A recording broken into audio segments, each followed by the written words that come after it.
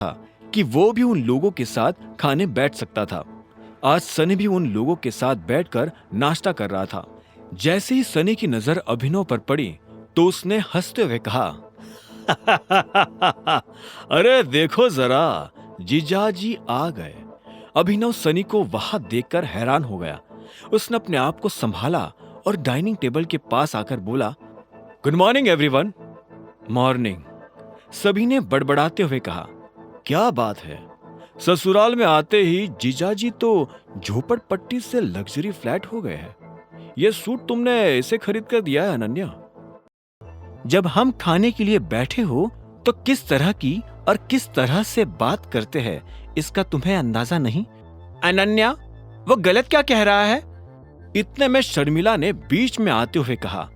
वो चाहती थी कि सनी अभिनव का और ज्यादा मजाक उड़ाए, लेकिन इससे पहले कि सनी कुछ कह पाता, अनन्या ने कहा, यह कोई बात नहीं होती मम्मा, इसने बहुत गलत बात की है। मैंने अभिनव को कोई सूट नहीं दिलाया है। मैं क्यों इसे सूट दिलाने लगी?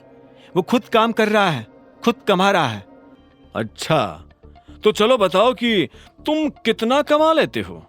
इससे पहले कि अभिनव उसकी बात का कोई जवाब देता, अनन्या ने अभिनव की तरफ देखते हुए कहा, तुम्हें सब में पढ़ने की जरूरत नहीं है अभिनव। दादाजी, हमें काम पर जाने के लिए देर हो रही है, चलते हैं। हमें? अभिनव ने हैरान होते हुए कहा और अनन्या को देखने लगा। अनन्या ने भी अभिनव को देखा और हाँ में सिर हिलाते हुए बोली, चलो। उसकी आवाज सुनकर लग रहा था कि वो काफी जल्दी में है। ऐसे में अभिनव भी अपनी जगह से खड़ा हुआ और अनन्या के पीछे निकल पड़ा। जैसे ही वो दोनों घर से बाहर आए तो इतने में अनन्या बीच में रुकी और बोली, मैंने तुम्हें बचाया है, इसलिए तुम्हें मुझे थैंक यू बोलने की जरूरत नहीं है। असल में मैंने तुम्हें नहीं, अपने आप को बचाया है।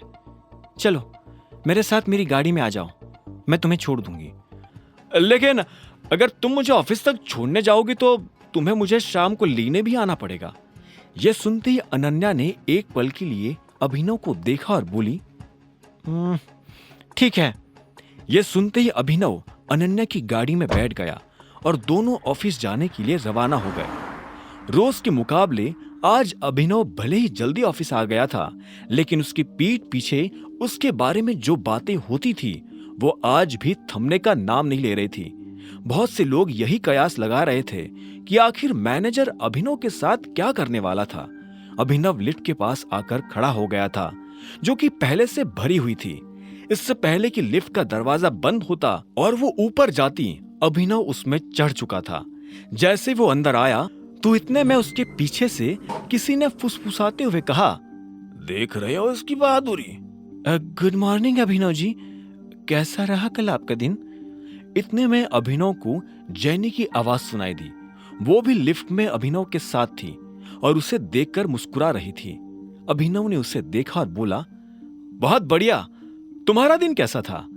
मेरा भी बढ़िया था, जैनी ने कहा और मुस्कुराने लगी। कुछ देर के बाद लिफ्ट का दरवाजा खुला और अभिनव लिफ्ट से बाहर निकलकर अपने कैबिन की तरफ बढ़ने लगा। इससे पहले कि वो अपनी कुर्सी पर जाकर बैठ पाता, उसका फोन बजने लगा था। उसे समझ नहीं आ रहा था कि इतने सुबह सुबह उसे कौन फोन कर रहा था। उसने फोन उठाया और बोला, हेलो, गुड मॉर्निंग, मैं एके प्राइवेट लिमिटेड का मैनेजर बात कर रहा हूँ। अभी के अभी मेरे ऑफिस में आ जाओ। उधर से एक आदमी ने भारी सी आवाज में कहा और बिना अभिनव का जवाब सुने फोन काट दिया। अभिनव ने भी फोन रखा और उठकर मैनेजर के कैबिन की तरफ बढ़ने लगा। वो मैनेजर के कैबिन के बाहर पहुंचा और दरवाजा धीरे से खटखटा दिया। दरवाजा खटखटाने के बाद उसने कहा, हेलो, मैं अभिनव गढ़वाल। और मैं इससे पहले कि वो अपनी बात पूरी कर पाता, उधर से एक लड़की ने कहा, जो कहना है अंदर आकर कहो। अभिनव जब अंदर आया तो उसने देखा कि वहां एक लड़की खड़ी थी और वो और कोई नहीं बल्कि कामिनी थी। गुड मॉर्निंग, अभिनव ने मैनेजर से बहुत शालीनता के साथ कहा।